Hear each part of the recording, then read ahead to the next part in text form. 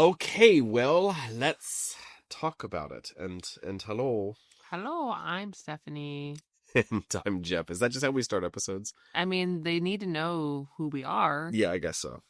Um, That makes sense. and we are watching Supernatural and doing a podcast about it. It's a rewatch for me because it's one of my favorite shows, but I'm bringing this guy along for the ride who has not seen Supernatural. True. However, there is a catch, and I've agreed to watch a season of Supernatural for every season of his favorite show, which is Star Trek. That's right. So this is a watch and rewatch of our favorite shows and discussion. And the only other variable, I guess, that is worth mentioning is that Stephanie works in the TV industry, which makes our TV time all kinds of fun. If you say so. Because of insights and fun and conversation. And I just like our dynamic anyway, whenever we watch shows that we really enjoy. Talk about characters, we talk about dynamics and plot development. And watch, if it doesn't matter if I've seen a show 100 times, watching it with you always makes it hit different. So I like that. Either way, today we watched Supernatural Season 1, Episode 10, Asylum. You wanna roll it in? Original air date, November 22nd, 2005. Written by Richard Hatem and directed by Guy B. Guy B? Yeah, like the insect? like Guy and then B, the insect, yeah. Oh, okay, cool. Interesting name. The summary is Sam and Dean investigate an abandoned sanitarium and discover that when the hospital was open, the patients held a riot against the cruel and unusual punishments inflicted by the head doctor. While the brothers searched the premises for two lost college students, the spirit of the head doctor, Dr. Ellicott, starts to mess with their minds, turning the brothers against each other. So, initial thoughts. This was good, man. We're coming off of Home, which was a really, really, really good episode, and you've said that pretty much the rest of the season is just outstanding. This was good. Mm-hmm. It was just good. I'm trying to think if there was anything that just pulled us out. Anything that broke the fourth wall, anything that, there's one thing in the episode that pulled me out of it, and it's not their fault. 100% not their fault. What was it then? Rockford. Oh. I know, it's not fair. It's not fair to them. Yeah, for those that don't know, Jeffrey marched in a drum corps, we marched in drum corps, which is kind of like professional marching band. Without getting too into the weeds about it, we both did this activity. He did it for 6 years. I did it for 3 years. And that is where we met back in 2005, ironically. But his drum... 6 months before this episode aired. Is that true? November. We met in July of 2005. July 19th. But 6 months from July would be January. Oh, 4 months. I'm sorry. I'm sorry. I remember the date, but I don't get credit for that. No. Yeah, you do get credit. But math is hard. But what I was going to say is his drum corps was from Rosemont, Illinois, which is a greater suburb, basically, of Chicago, and they're crosstown rivals. I don't know if rivals is the right word, but crosstown. We're historically crosstown rivals. Yeah. It's about 40 minutes away. And as far as the teams, like the location of other teams that we would compete against, these were by far the closest. Yeah. And we had a multiple decades long rivalry.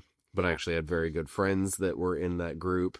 But Rockford is an amazingly TV and movie popular city, considering what doesn't happen there. Like, there's nothing going on there. It's a smaller town, but it ends up in TV a lot. But yeah, seeing it pop up at the beginning of this episode was just a facepalm moment. Yeah, it's funny. I don't think they have a Rosemont. There's a Chicago, which actually happens in this season. There's one based in Chicago. But... Spoilers. Oh, come on. That is not going to change how you view an episode. Oh, but yeah, this was it broke out instantly, but otherwise there's absolutely nothing else going on with this episode. But hashtag Phantom Regiment, hashtag Suda. There was nothing in the episode that actually indicated Rockford at all, other than the opening scene. But this was a good episode. However, I am a big fan of the late '90s House on Haunted Hill. The movie freaked me the hell out, and there's so many crossovers. Not crossovers, maybe identical methodologies between the two. Well, I mean, also, I think that there's crossover between a lot of different horror, supernatural things in general. Yeah. The lore comes from somewhere. Yeah. But no, I'm not blaming Supernatural for being a copycat. I think some of the things that they did, if they were copying, it was still very well done. It still freaked me the shit out at certain points. That's definitely one of the cool parts about this episode. Is it's definitely a kind of is a little bit like watching a horror movie. Yeah. Like, it had those vibes to it. Like, a lot of, like, you, like, all of a sudden a shadow goes across. And you're like, oh my God. Like, yeah, the jump scare portion of it. Yeah. And it was also very well done. It was very subtle. Yeah. They weren't trying to pretend that they had spent 90 minutes building up this freak out moment. It was they did a really, really, really good job, to the point that it had me skeptical about everything that I was seeing, if it was actually real or not. And also, like shadows. Not for nothing. Doubting shadows. Not for nothing, but, like, give them credit where any other asylum-based spirit, supernatural something, the patients are the bad people. Yeah, that's what I was going to say, too. They gave us a good story inside of the normal story, but yes. And the patients, this one were, like, quote-unquote, the good guys. Yeah. They were trying to be helpful. Yeah. And they were really just spirits that were traumatized and in pain and wanted help. And you go in there thinking you have a bunch of criminally insane, psychopathic spirits coming after you, when in fact it was the quote unquote good guy, the doctor, all along. They were the victims. Yeah. Yeah. And they could not bring any kind of awareness to the actual villain of the story. That was great. That was a really great touch. I think also it really, I don't know if they were trying to do this, but it does speak to the fact that this is not, I mean, maybe not as deep as it went in this show, but, mentally ill people were victimized a lot in our country's history with these quote unquote insane asylums. And mental health is super important, and we should have facilities for people that are struggling with mental health illnesses. But the way that they were done in the past, maybe not all of them, but a lot of them were excuses to do experiments on human beings, because a lot of those people were alone and they didn't have any family looking after them or coming asking for them, or paying attention to them. And so they are like, lost children, so to speak, in the world that no one's going to miss them. Yep. And it's just incredibly sad. So I don't know if that was what this episode was going towards or trying to send, talk about it all. But it is interesting that is essentially what they did talk about, is that a lot of these people just needed help. And they were instead victimized, which is really sad. Okay, that actually hits a certain point, and I'm curious, is this a show that typically talks about social issues? Do they ever attempt it? Or is it just a coincidence if they do? Not really. I mean, they might make a few mentions of things, but generally, no, they don't. I'm trying to think back in the 15 seasons, there might be a few mentions of things, but it's not usually like a overarching part of the episode, really. It's not a focus. It's not anything. Yeah. Okay.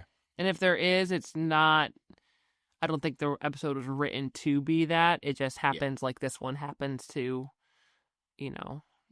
correlate with a dark history that we have. But I don't know that it was necessarily written to bring attention to it. Okay. So coincidence, or it's intriguing because it's a current issue, but it's not necessarily focused. And the reason that I asked, the Trek fans will get it, is that that's one of the great things that has made Star Trek so prominent throughout multiple decades. And, the United States during the 1960s versus the 1980s versus the 2020s, very, very different cultures. But Trek will continue to ride the front edge of social issues, which we'll get there later. Although, that being said, I'm actually thinking of an episode that's coming up here in a few episodes where there is a talk about, like, back in the day. I mean, don't get me wrong, I know that racism is still rampant. But back in the day, like, it was more, like, literally, like, segregation and all of that. Like, there was laws that prevented it. And so there is a discussion briefly about that, about how that's how it was. And that's, So, but I don't know that it's necessarily to bring awareness to it. It was just speaking truth. It's just speaking truth about something that's real, really. Yeah, and there's a part of it that just naturally works itself in because this is a current issue that people will relate to. So you write it in because it's something that people are watching. Or there's the flip side of that same coin where you're actively trying to tackle some difficult issues of the day. There's not necessarily we're saying this is right, this is wrong, but this is just a difficult issue that we're trying to solve. Mm-hmm. They're not necessarily setting out. Rephrase it. This is not an episode about mental health and about giving everybody a voice, including social villains. No. Yeah, that's not what they're trying to state. I think they were just giving us a really good plot twist. Yeah. Which was great. Yeah. Which was really great. Okay. Mm-hmm. First thing, I want to go right in. First thing, unknown number texting them coordinates. They immediately locked in that it was their father. I'm not buying it. Oh, I am. Yeah? Even now? Oh, yeah. Huh. Well, because it seems too easy. You have to remember, though, that this is like, they've grown up in a life like this. And at some point, I'm sure that these boys had a cell phone and their dad was off on some sort of hunt and they would get, like, this is just something that is known to them. Like, when they found coordinates in Dad's journal, they both saw the two numbers and were like, oh, it's coordinates. Like, this is just, they've been trained, they've been militarized, they are just... There's something that happens when you spend literally your entire life doing basically the same thing with the same people. I mean, in drum corps, like it happened to us too when we're spending a whole summer with these people. I want to call back to the beginning of the episode. I like it. Like in drum corps, you short synopsis, you travel all summer long, all around the country doing competition. 80 to 90 days straight, yeah. Doing competitions, and you're with your group, those people, basically 24/7. Like, the only time you might get a little break is, like, after a show if you're hanging out with other people after a show. But which is an hour or two. But pretty much you're with these same people 24/7 for 3-4 months straight. This is the same 150, depends on the time that you march. But and so there's just things that you learn when you live that kind of life that about each other, and there's just become certain understandings, whether they're spoken or unspoken. And I think that in a lot of ways, this can be attributed to them. Like, they've lived this life. They just understand how it works. I'm sure they've gotten many unknown text messages with coordinates or other thing. Unknown number text messages before. Why unknown number? Because first off, Sam immediately said, Dad can barely operate a phone. He's going to block the number whenever he sends something over to us. And number two, if this was just, I send you coordinates and you go to it, these are your orders, which I have a point to talk about that too, is why? Why does it need to be an unknown number? Why does it need to be blocked? Sam was skeptical about it. It doesn't have to be an unknown number. You're right, because in the past they would have just had Dad's number. Exactly. Dad. And even if they'd gotten that text message from their dad's number, because they know the number's still active, Dean had just tried to call it in the previous adventure. We know it's still active, so getting the number from Dad would have been just as compelling to go in the first place. Yeah, I think that Dad is trying to still just be not directly, even if it's obvious to them that it's from Dad. I think that getting a text message actually from, like, it says Dad or whatever is a little different. I I don't know. I mean, I see what you're getting at, but I'm still fine with it because who else is sending these boys coordinates from an unknown number? I leave that blank open for us. I'm still not convinced that there's not a league of supernatural hunters who provided baby to the family or something like that. I'm not sure. Well, they did do There's something research. they're not telling us. They did do research, and he found this article. It wasn't like there's like, let's just pack up in the car and go. Yeah, after they were research. fed that. Yeah, but they had been doing research before. There were a couple of options. No, I'm thinking of a different episode. Yeah. They got the coordinates. They looked it up. They found the thing. But the unknown number portion is the part that has me cynical. I don't know. I'm fine with it. Like, I understand what you mean, but I think that there's a reason why their dad is not. Yes, technically he's contacting them directly, but he's not putting his name to it. Well, point number 3 is how quickly they jumped on and connected the dots between unknown number, this must be dad. That's a big leap. And they both locked in on it that this was dad. That's the other thing. Well, but it's coordinates, and I bet you that's something that has happened. They could have had that regular pattern for sure. Exactly. Yeah. Like, what other person is like, all they send is coordinates. That's it. Nothing else.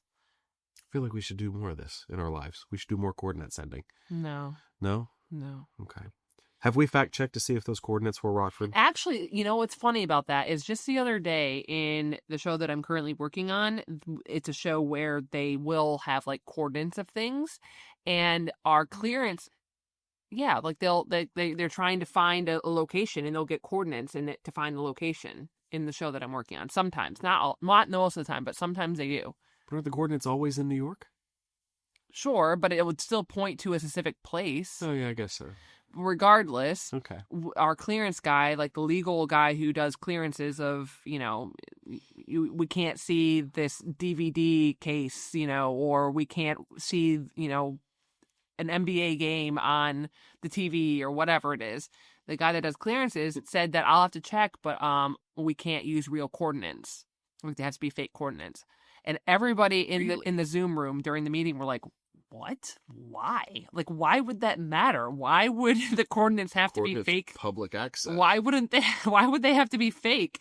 And it seems like it would be more of a liability for it to accidentally reference something else if they were fake coordinates. I have no idea. We never actually there was a lot bigger problems that we had to focus on that episode. So I don't think we ever circled back to why in the hell we can't have real coordinates, but it was like a legal issue that we couldn't have them. So if that was a thing back in 2005, I would be willing to bet that those were fake coordinates.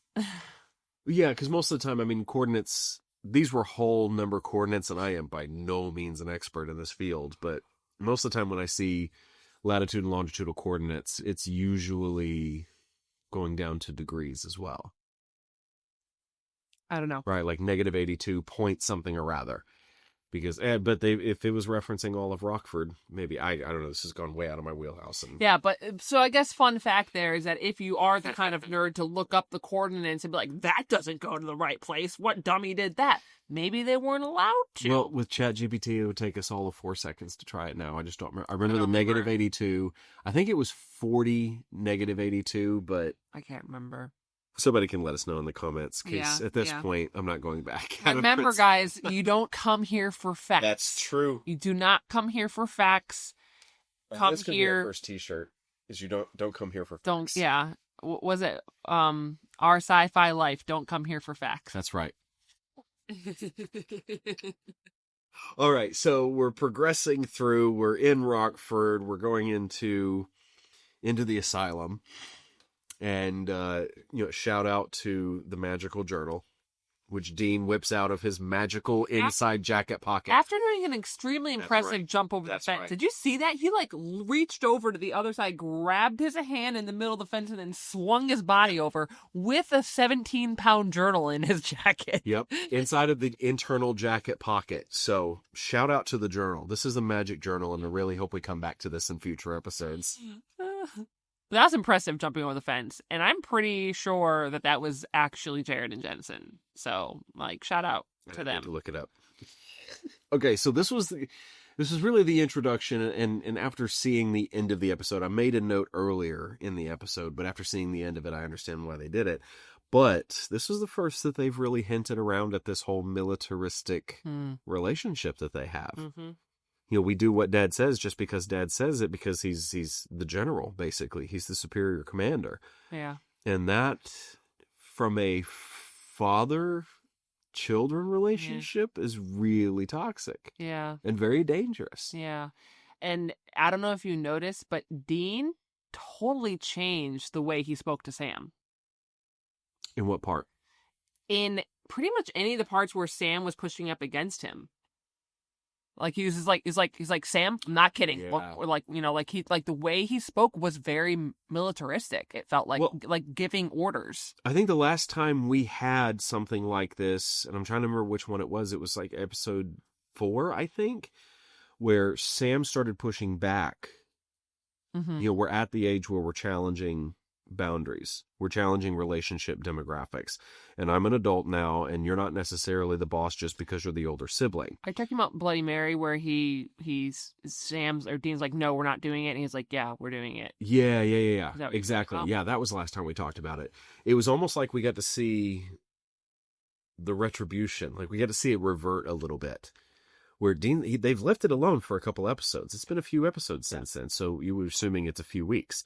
And then we just see this complete retrograde action going back to Dean forcefully pushing the old dynamics. Well, and Sam kind of rolled his eyes at it.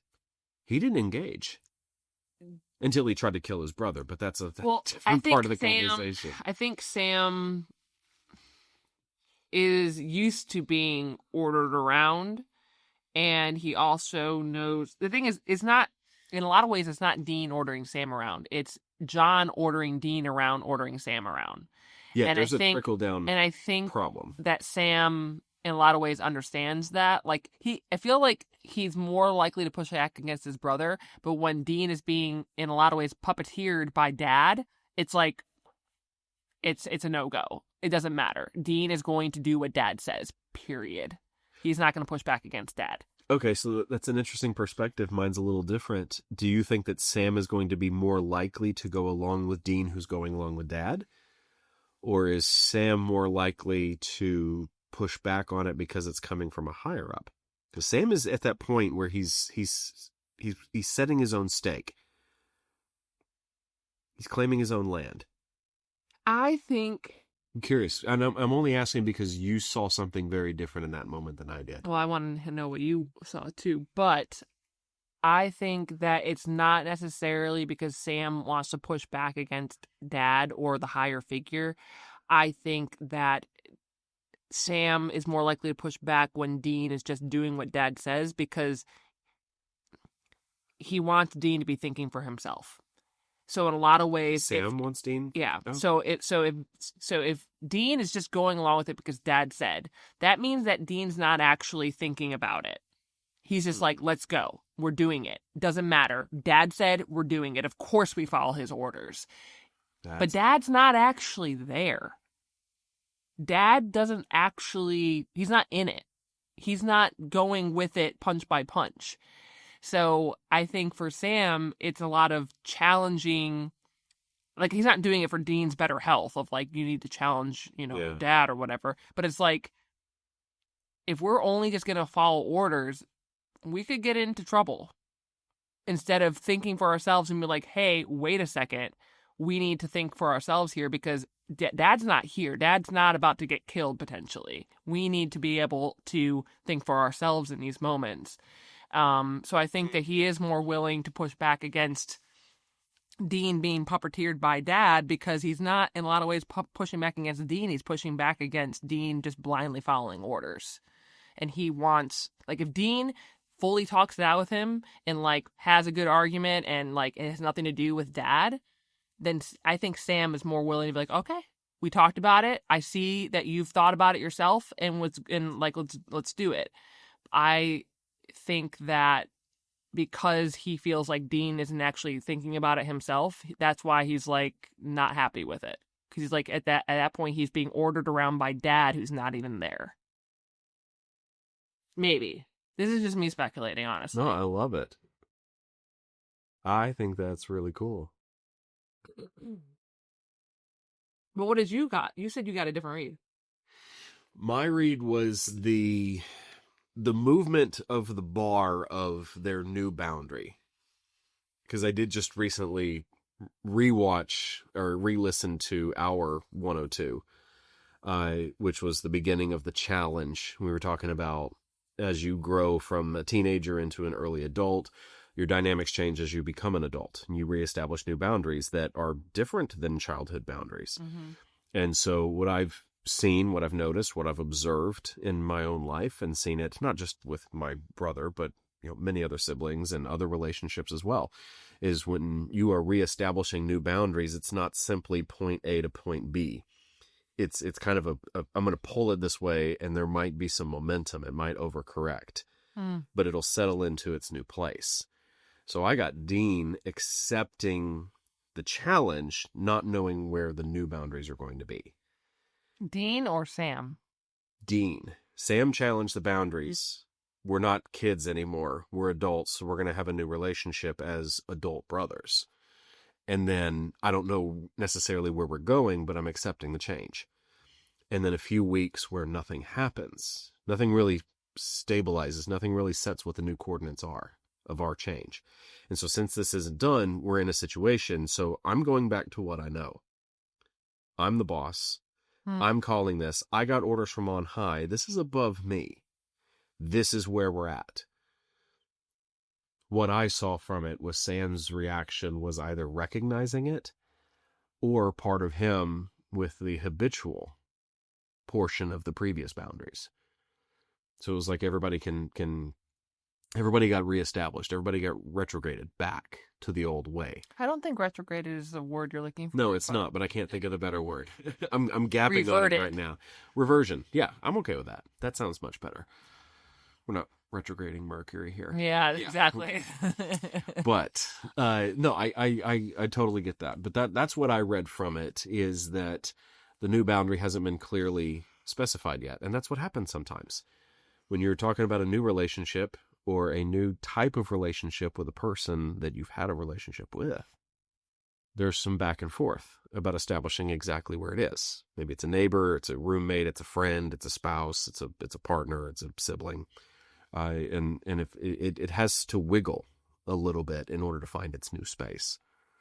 That's what I read from it. And Sam just kind of went along with it because of where we are. But then whenever Dr. Ellicott came in and took over Sam, it looked like what this dude was doing was removing inhibition.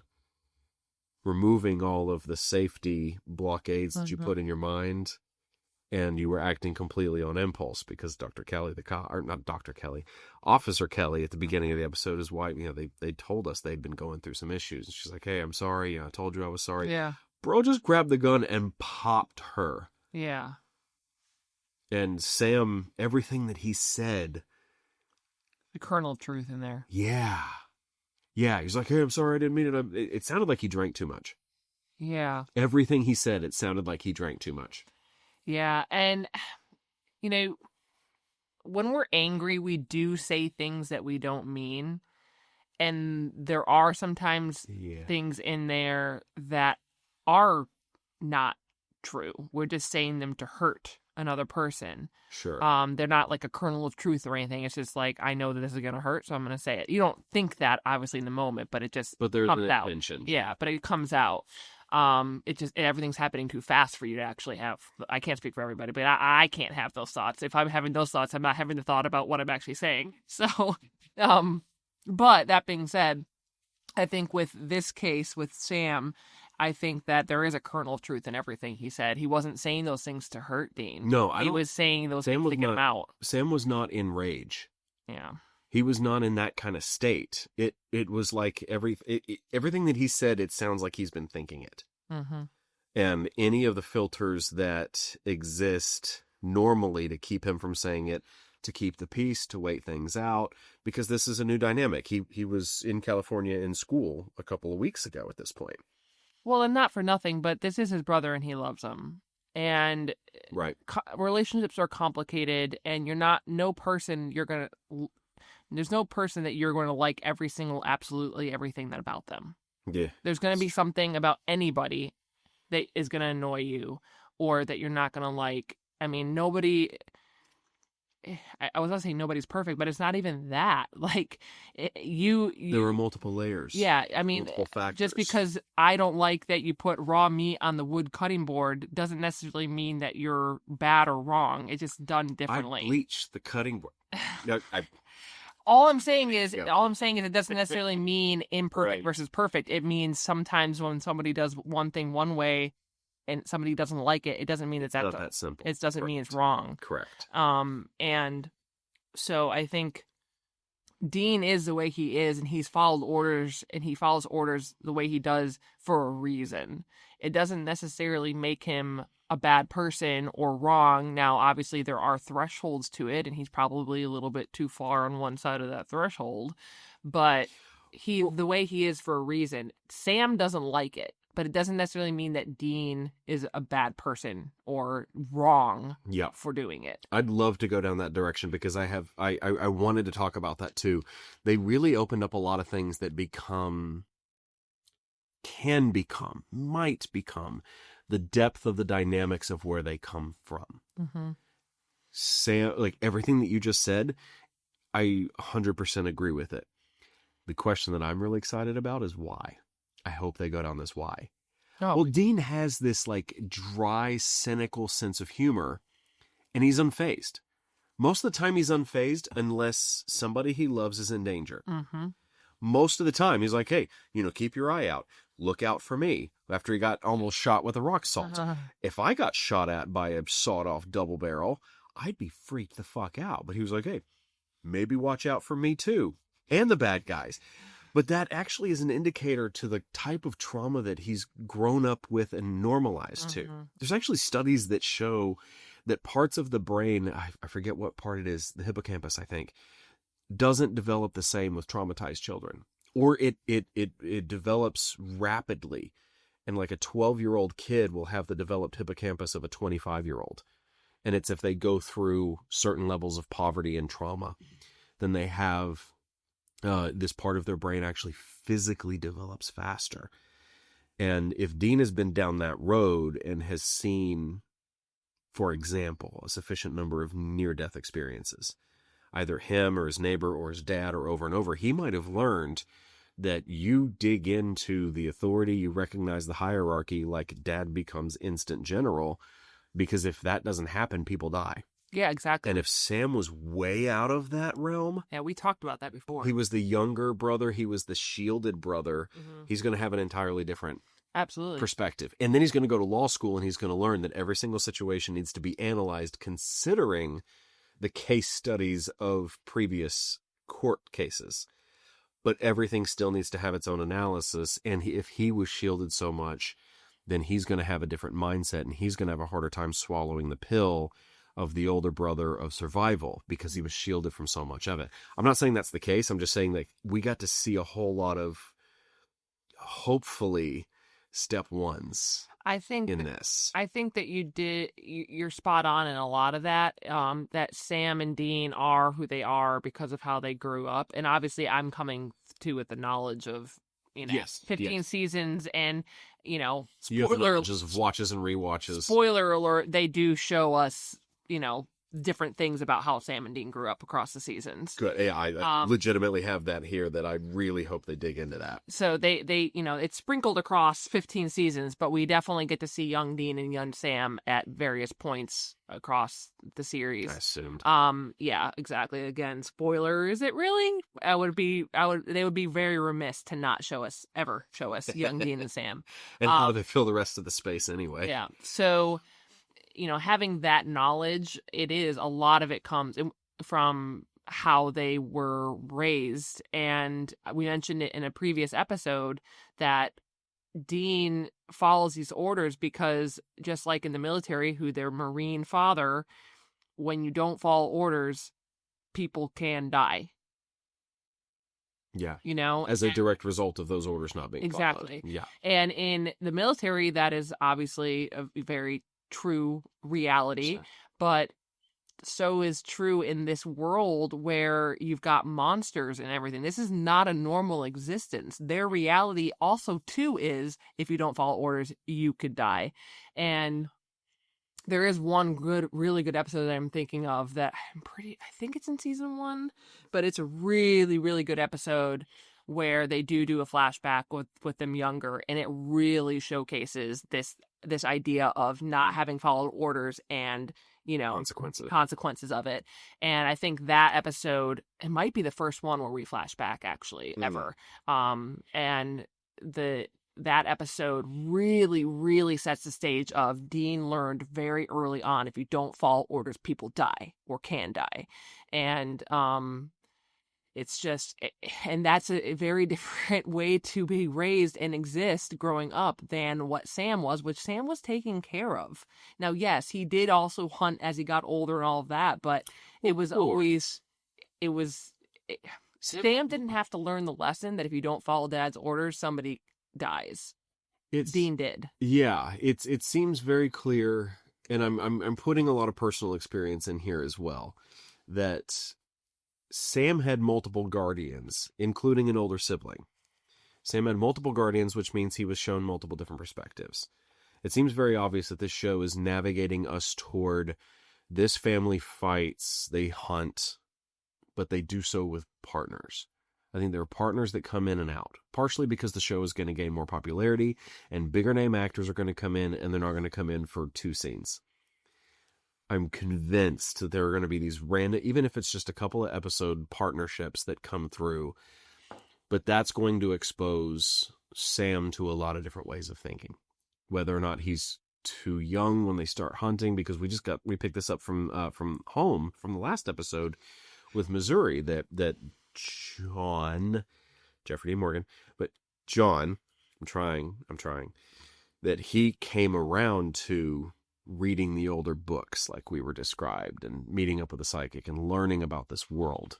It's not like John is a 4th generation hunter. He came into it, which means Dean was probably exposed in a much more intimate way with the relationship with his dad, and Sam was probably too young. Mm-hmm. So there's that piece that I'm down for. I'm so excited about digging into the layers. Yeah. But the only thing that I have to relate to at this point is the brothers portion. Mm-hmm. I was the oldest. My younger brother was not. I had to intercept a lot of 2 first-time parents.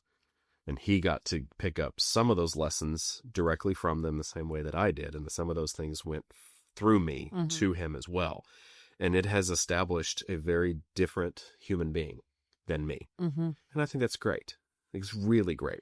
So Sam kind of has the advantage of knowing that there are multiple perspectives. Dean might have the issue of accepting the order hand-down hierarchy because he doesn't know of another way.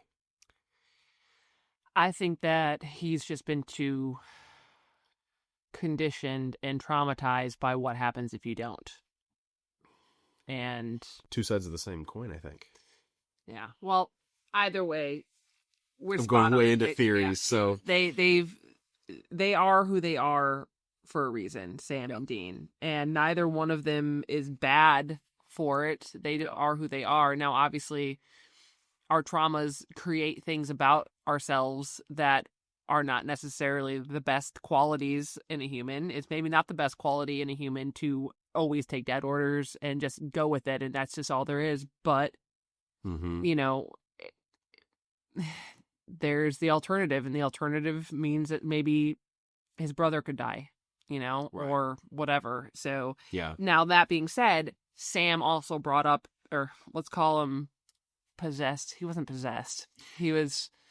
Rage Sam, I guess. Angry Sam. Angry Sam also brought up...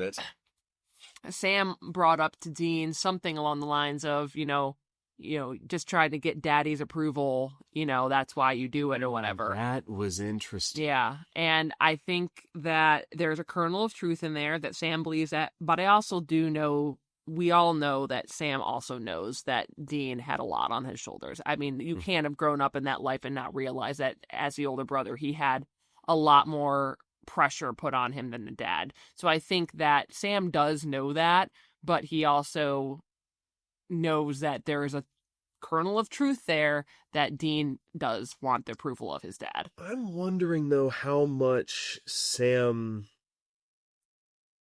knows, doubts, is leaving space for all of that. I think there's a lot of it that he just doesn't know. Maybe. I don't know, but also I don't know how much he missed.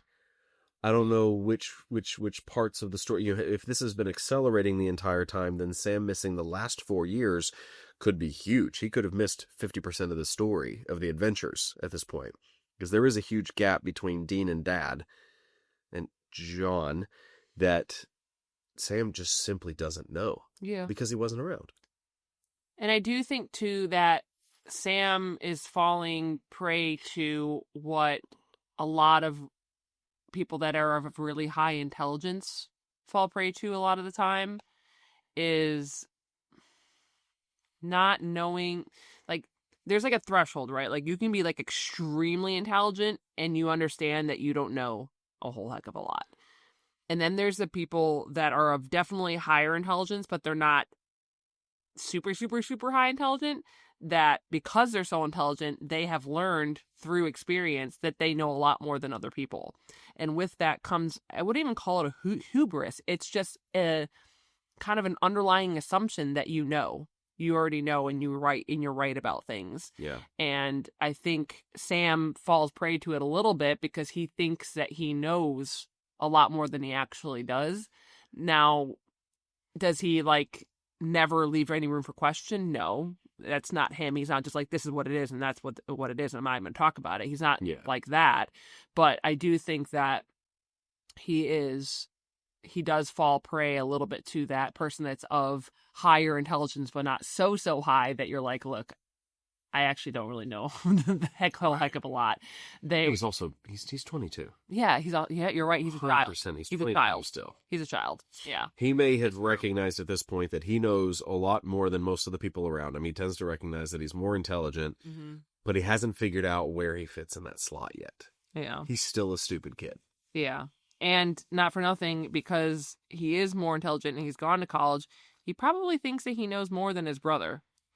Which is actually not necessarily true, because Dean actually probably knows a lot more about how this supernatural world operates and is done than Sam does, because he started sooner and he's been doing it for the last 4 years. And he wasn't sheltered at all from it when it was all started. Now Sam became at some point unsheltered. You know, he was like out there with his dad and his brother hunting evil and saving people, hunting things, the family business. But for a long time, he was sheltered. And you know, these bad things that Dean got reprimanded for, right, Sam probably didn't even know about them, because he's the baby and he can be off there playing with a toy while Dean's getting the third degree. Yeah. Well, and depending on when the kids started, because I would assume Dad would take out the boys for an easy hunt or a random hunt or a periodic hunt, start working them in. You really start working out those numbers. I haven't done this until while you were talking. I just ran it really quickly in my head. It's very possible that Dean has been hunting for twice as long as Sam. Yeah, or about there somewhere. I mean, I'm sure I'll get more information that you know that you don't want to say anything about, and I appreciate you. Thank you for no spoilers. But it's possible that Sam hunted for 6-ish years. Oh, it'd be more than that, I think, but... Depends on when he started. If he started at 12 and then he ran off to college at 18, then he hunted for 6 years. And I'm sure that I'm going to get more information along the way. So, you know, log this into my prediction guess, I guess. But I also think there was a lot of need probably for Dean to start even earlier. Yeah. Like maybe Dean started at 8 or something, and Sam didn't start until a little bit, like maybe 10 or something, because Dad needed a hand. Yeah. Yep. Yeah. I remember, that stuff happens. I think the first time I ever was at home alone babysitting, I suppose, was at, oh gosh, Jay, help me out on this one. I think it was 10 or 11. Way too young. You know what's funny? We say that as like, 10-year-old, like just the other day I was talking to my parents, well, the other day, it was like months ago, but about how like, a 10-year-old is babysitting, and my mom was like, a 10-year-old is so young, and it's a 5th grader, and I'm thinking too, also, yes, still so young, and I was like, but Mom, think about it, didn't you babysit a lot when you were 10 years old, like around the neighborhood kids? And she's like, yeah, I guess that's right. Yeah. But I think I'm a 10-year-old now, and I'm like, holy shit. Oh, yeah, it sounds horrifying. Holy shit, 10 years old? Yeah. Like, my dog is 9 years old, and that scares me if we're being home alone. Now, granted, I feel like siblings, maybe that's fine. But, like, I would not want a 10-year-old, like, daughter of a friend doing the babysitting. No, sure. Like, yeah. And whenever I say I babysat for the first time, it was literally Jay and I. And Jay's 7. For like 3 hours. And Jay's 7, so he's not a helpless child, you know? That's a movie plus one episode of our favorite show, and we're done. Leave out a couple of snacks, especially if it's a cereal. We're not even going to notice that nobody's there. But, like, babies? Yeah. Or, like, I know. toddlers? I feel like 5. Like, I would have a 10-year-old watch a 5-year-old. That would be fine, because a 5-year-old has their own agency. Like, they can call 911 too, you know? Like, they understand what's going on. But I would not just like a general 10-year-old, like, they're the babysitter of the neighborhood, and they babysitted all the babies. And no. But, you know, there's the difference between the 10-year-old staying with their sibling for a couple of hours. Yeah. And there's difference between the sibling being in a legitimately, like, parental role or a guardianship role. Mm-hmm. And I think that ties it back into what we're talking about here. One of them is empowerment and responsibility. One of them is trauma response. Yeah. Oh, yeah. I mean, Dean definitely was left alone with Sam for days. I mean, what else is a dad going to do? He had to go out and hunt. We know that these hunts don't get wrapped up in... Widowed dad. Yeah, widowed dad. We've seen these hunts do not get wrapped up in a few hours. They're gone. He's gone for days at a time. Yeah, and Dean is a trauma survivor. Period. Yeah. So you know what? Don't be coming for my Dean. Not you. Just in general. People, don't be coming for my Dean, because he is the way he is for a reason. People, he is a product of the way that he was raised, and it does not make him a bad person. True. Sam. True. It does not make him weak. Neither of them have made out with any girls in like 4 episodes, too, by the way. 4-ish. But I also thought it was interesting is that Dean gives him the unloaded pistol, and then Sam, goes to kill him, and Dean, like, knocks him out and goes, man, I'm not going to give you a loaded gun. Loaded gun. And then he knocks him out and goes, sorry, Sammy. And I'm just like, great. I loved so much. And, like, even while he was there and Sam was doing his whole, like, mantra on him, he was just like, Sam, this isn't you, Sam. Like, like, we gotta take out the, and I'm like, Dean, look at you being all like, this is not, like, he's, like, letting Dean it ride. was in control the whole time. Yeah, he let it ride, and he was not, like, phased. What you just described is when I wrote down the note about his trauma maturity. The ability to handle trauma and fucked up situations. Yeah. Dude's literally sitting there. He's already been shot. Yeah. And he's just like, all right, cool, here. Yeah, I'm going to give you this gun, knowing exactly what's going to happen. Like, the ability to procedurally think through the situation, to give him the gun, to entice him in, to get him to drop his guard so we can knock him his ass out. Like, that is a level of maturity inside of a traumatic situation. All in the fact that he did it. He said, sorry, Sammy. He understood that he was out of his state. Yeah. This actually speaks very, very highly of Dean. I know, because he was the best. Dean girl. I know. Dean girl. But see, but I was going to say, so all of that, he, like, handled it so well. Like, Dean does not have a panic response unless what you said earlier, it involves somebody that he loves potentially dying or being hurt or whatever. That's where his panic comes in. Other than that, like, which is a very small bucket. Yeah. And he, although you come to realize that obviously at some point someone's going to use that against him, because come on, obviously, like, how could you not? How could you have a character on TV and not have that be brought up against them? Right. But what I was going to say is that it was really astute of him to just be like, all right, like, this is, Sam's not being himself, and, like, I just got to figure out how to get out of this, and, like, sorry, Sammy, got knocked on my baby brother. But then later he makes a comment to Sam at the car about, basically referencing everything that he said. And Sam's like, "Do we got to talk about this?" And he's like, "No, I'm tired. I'm not in a sharing, caring mood." Which to me says that in the moment he was like, this isn't him. Like, I just got to figure out, I got to work the problem. I got to work the problem and get through this. But then there's that part of him that's really worried and scared that what Sam said is actually how Sam feels. Oh, that's interesting. Because I tied it back. I even said it while we were watching it. I quoted the pilot. It was like, no chick flicks. Yeah. I tied it back to, this is just too deep and emotional. We're not going to talk about it. But I think that's a valid point. Well, it's because you actually talked right at the moment that Dean said his response. But I think Dean said something along the lines of, Sam said he didn't mean it. And I think Dean said something like, "Are you sure about that?" or something. And then Sam said, "Of course. Do we need to talk about this?" So it seems like we both missed that line because you talked right at that moment. And unfortunately, the DVD does not have English. We should talk about that. The DVD doesn't have English subtitles for some reason. I'm a subtitle watcher, by the way, because I have ADHD, and I've heard that actually is a very ADHD thing. But it's not that the DVD doesn't have subtitles. It's just not English ones. It doesn't have English. It has Spanish and it has French. It's very confusing, but regardless, because of that, when he talked right at that same moment, I couldn't hear what Dean said. Well, and I couldn't read it because it wasn't there. We could switch it back to Netflix. Then we would have subtitles. Yeah, but then we wouldn't have the music. Although we haven't really had any music moments in the last couple episodes. See, that's what I'm wondering. If it's one of these things that was only in the first couple episodes, you're just taking me for a ride. No. I'm cynical at this point. Although I did see something on, I think it was a reel or something, where a girl was talking about the music being different what you said in Netflix. Yeah.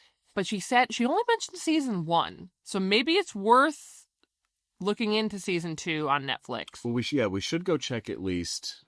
But you've also got, so we're having a problem at this point. You've got under the cabinet, you've got 7 through 12. I think, yeah.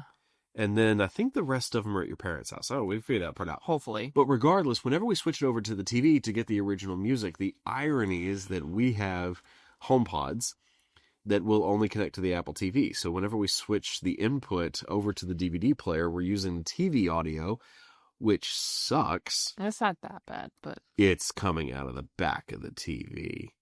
Is it really? Yes. There are no speakers on the front. We're looking over at the TV right now. But so we get terrible audio, but we get the original music, or we can get the knockoff music with really great audio. Well, that's where we're at with things. Well, I need the music. I need it. I think we're gonna have to get a second speaker. I think that's where we're gonna end up, because we've got a lot more of this show to go. We've literally got 13 more episodes in this season, and 14 more seasons, and 15 seasons of Trek. Yeah, well, the Trek though, you probably have it somewhere on streaming and the music doesn't matter. I've never even thought to check the music. Well, then that means it's not impactful enough. Supernatural. It's all original. The music on Supernatural is it's such a thing. Yeah, that's true. Okay, Eric Kripke fought to have the classic rock music in this show, and it cost them a lot of fucking money to do it, but they did it. Yeah. I still want to track that down. I want to see what that point looks like on why it didn't transfer over. I'm sure it was licensing, but I'd just like to know more details about the licensing, because I've worked a little bit in music licensing in the past, and my understanding was that if you buy it once, then it endures. But I know we also went through a generation of buying for syndication that did not carry over to streaming. Syndication does not equal streaming, and I know there was a whole thing there, so I'd love to figure that one out. But anyway, I did have one more question. And also, quick shout out, Nicholas D'Agosto, who was Gavin, the boyfriend. I recognized him. You didn't recognize him? No? Okay. I looked him up. Dude was in Criminal Minds. Dude was in The Good Doctor. Dude was in Grey's Anatomy. Dude was in Heroes. He was in House. That's where I recognize him from. He was in House, and I recognized him from there. But anyway, shout out to the day players. All right, so then this is the question that I had. How? Gavin, Kat, the girlfriend, Sam, everybody was left alive. But Officer Kelly became homicidal. Mm-hmm. What's the difference?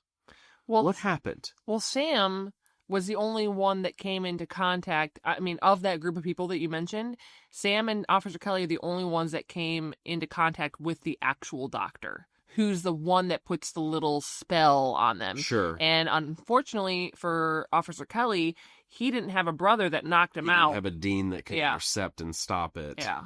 So Sam and Officer Kelly made contact with the doctor. Mm-hmm. Gavin and Kat both made contact with patients. Mm-hmm. And Sam actually did make contact with the patient at first, earlier. Okay. Mm-hmm. So this goes back to House on Haunted Hill. Different character spirits, different proximities, different rooms have different results. Okay. I did get a little bit confused about that one. Like, Kelly went home completely uninterrupted.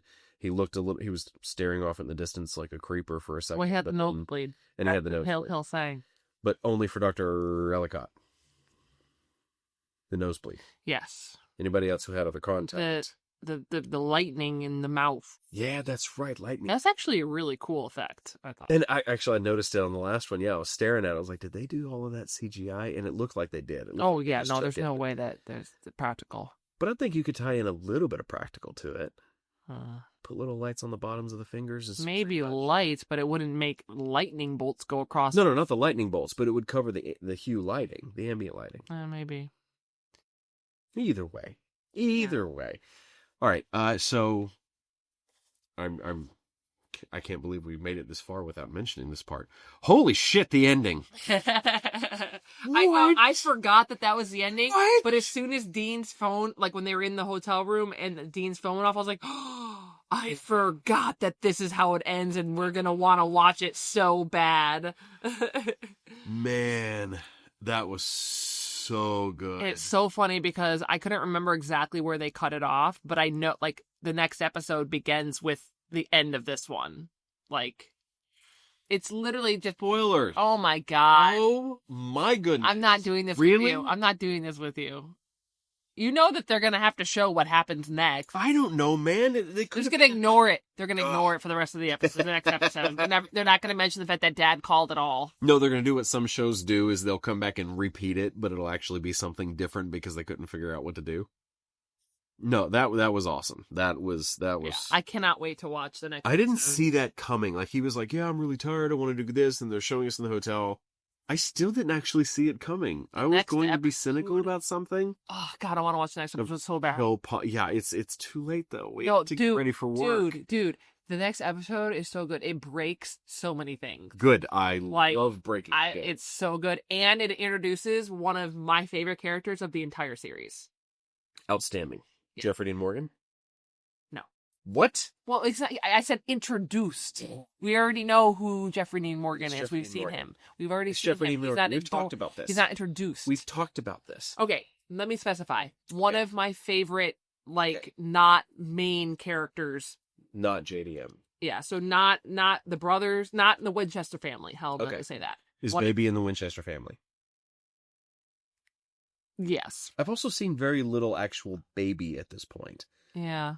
Well, there was like a gratuitous, hey, nice car, and then a few shots where it just seems like they really wanted to work in the car, but there hasn't been much to it. Well, I think they really wanted to introduce it like this is their car, and now it's just like, okay, this is your car. Yeah, they've kind of left it alone, like, I would do my car, and I've never really cared about my car. Yeah. Well, regardless, I'm so excited for the next episode because it breaks a lot of things, and it introduces one of my favorite non-family characters in the series. Non-Winchester. Yeah. Like, honestly, one of the best written characters of the series. I love it. Well, I'm excited about this one.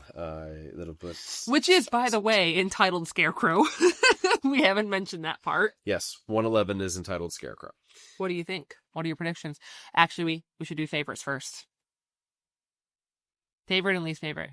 Least favorite. I know mine. I don't. Yours then. Not Officer Kelly, but his co-partner guy, his partner. His acting Dude, in the early, yeah, in the introduction scene, his acting was just not it. it wasn't on, and yeah, he did better in the bar. Yeah. He did much better in the bar, but yeah, it was almost like he was one of the gangsters going into the asylum. It was a little bit Okay, much. that's a good one. Least favorite was that this was not a 90-minute episode. So they could have unpacked so much more of this. This was good. This was Do you really, like this really better good. than Home? Standalone episode, I would put this above Home. However, it fits into the grand scheme of a larger story arc. So Home is going to win out on that because I have a bias toward story arcs. I mean, this one definitely still serviced story arc as well because it really built that relationship. They both get A's. Yeah. For sure. Yeah. They both get A's. And I was going to say that too. Like, I loved the sprinkling of Sam being upset with Dean, basically. Yeah. I mean, to put it succinctly, just kind of being irked, being very rubbed the wrong way by Dean and the way that he's acting and the way that he's behaving and operating, and he's just biting his tongue over and over again. And is Dean your boss? Knife twist. We talked about that. Just kind of constantly being poked at that, like he's having to follow Dean's orders. So where's this going to go? Yeah. Where's this going to go? Is it going to pop? Are they going to hash it out? And I do like that they were sprinkling it. It wasn't like super like laying it on thick, because at the end of the episode it pays off. You saw the sprinkling. Once you hit the end of the episode, you're like, oh, okay. They've been giving to this all episode, but it wasn't like, okay, come on now. What? Just have a conversation then, man. Right. If it's gonna be like this. But they were just sprinkling it, which is nice. Yeah, he kind of teased the conversation about it a little bit too. Yeah, and he's like, okay, hold on, I'm detecting this. Do you want to talk about it? But then they get shut down, and now that Dad calls, we're going off on a whole thing, and we're not going to talk about it. Not in a sharing, caring mood. Now, spoiler alert, these boys do not have a healthy way of communicating. We've seen no chick flips. Yeah, no chick flip moments, sharing and caring mood. Like these boys only talk things out when it's like has to be talked out. Otherwise, it's just bury it, sweep it under the rug, move on. Or if we're in the car from the 4-hour drive from Los Angeles to Philadelphia. Yeah, so do not recommend the way that Sam and Dean do never communicate in a healthy way with each other. All right, so favorites. Okay, so that was my least favorite. Yeah, it was a good episode. Oh gosh, my favorite. I just thought of a second least favorite. What's your second least favorite? That it was in Rockford. Oh, jeez. So I think my favorite is. Oh, gosh. Let's go. I think that showdown between the brothers and how Dean just went with it and just totally handled it like a pro. And everything that Sam was saying, but older brothers still had one-upped him. Interesting. Yeah. Do that ending. The ending. I thought I had favorites until that ending. Like, I was kind of wrapping everything up, getting ready to come over to the computer and get the mic, get the studio running. And then, holy shit. Yeah. I remember I noticed in my peripheral, like, you flashed 90 degrees to stare at me as soon as that happened. Like, you wanted to see the reaction. That was a moment. Mm-hmm. That was a moment. My honorable mention is all of the references Dean made. It was one after another after. This writer Especially must love. This writer must about the love pop culture moments. Yeah, the pop culture moments. And let me know if you see any ghosts, Haley Joel, and who's the hotter psychic? Something Arquette. Not David Arquette. Not David. It's his wife. Patricia Arquette, Jennifer Love Hewitt, or you. Yeah, and he hits him and he just laughs. I was like, that was such a cool brother moment, honestly. Yeah, that was pretty good. And then like my man Jack in Cuckoo's Nest, and more like my man Jack in The Shining. And Sam doesn't react to any of those references. It's like he's had so many of them that he's just over it. But it's just like one like that. And you do the same thing with me, though. Yeah, it's true. Like when we talk about, I'm doing so many good jokes, and no.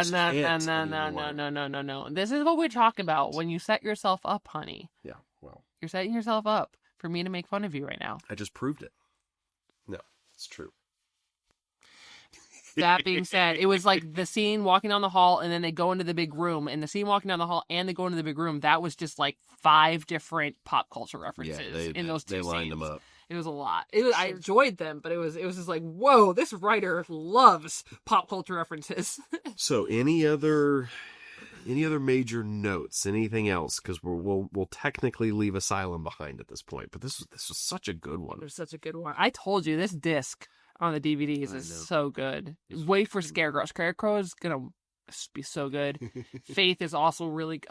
Oh god, they're so good.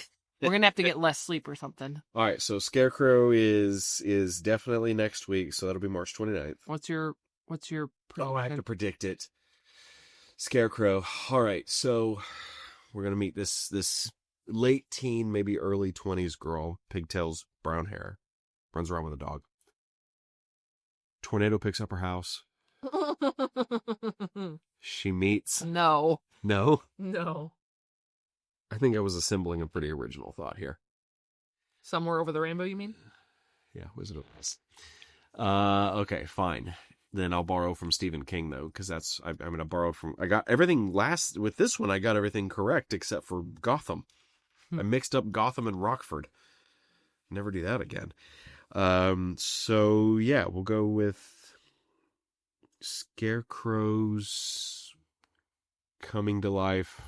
Birds are falling out of the sky, and there's no explanation. And they're going to... No, they can't be back in Kansas. They got to somewhere BFE. So let's go with... Seriously, when I think of corn, all I think of is Kansas. Yeah, honestly, I don't blame you. I'm gonna keep Iowa. I want to keep How with about Kansas. Iowa? We can go with Iowa. Yeah. Random ass town outside of Dubuque. Okay. That looks exactly like Lawrence, by the way. So yeah, they're in Iowa, and crows are falling dead. No explanation, and we got to have some pretty decent CGI. Maybe it's a cloud of something that's killing the crows.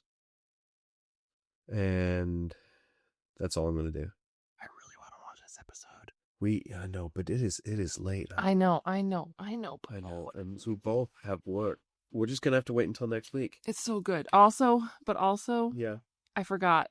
There's one other thing that I need to mention, and I forgot what it is right this moment. One more thing. Yeah, there's something else that I was going to mention, but I can't remember what it is. Really? Yeah, I know. You mentioned it? We're not even going down that road? Oh, God. What was it? Oh, yeah.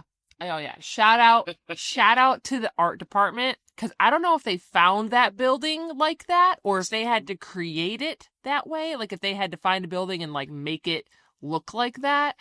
But, man, if they had to completely make that from a decently not broken down building, wow, so good. Now, that being said, I worked on movies in the Detroit area, and we would just find buildings sometimes that looked like that in real life, and the art department didn't have to do much. I don't know how frequent those buildings are in Vancouver, though. But if it was all art department, high five. Double high five. Really good. But I really do want to watch Scarecrow. We will get there. We will get there soon. But that means that it's time to go. I know. But we have other things to do, and we need to get to the next episode. So, this was fun. This was a really fun one. I'm so excited for the rest of the season, because I am too. They're so good. They're so good. After last week, like I'm sold. Well, I told you. I'm sold. This is good. And this is the first season. That's the crazy part. So I'm excited about doing this, but I'm also excited about the next season, doing Trek stuff and like trading this off. I'm so excited about that too. I'm really hoping that I can pick a good first season for you too. I'm excited. I enjoy this. And I like you. Oh, really? Yes. I'm just saying. Okay. Let's go. Let's let these people go so they can skip on to the next episode.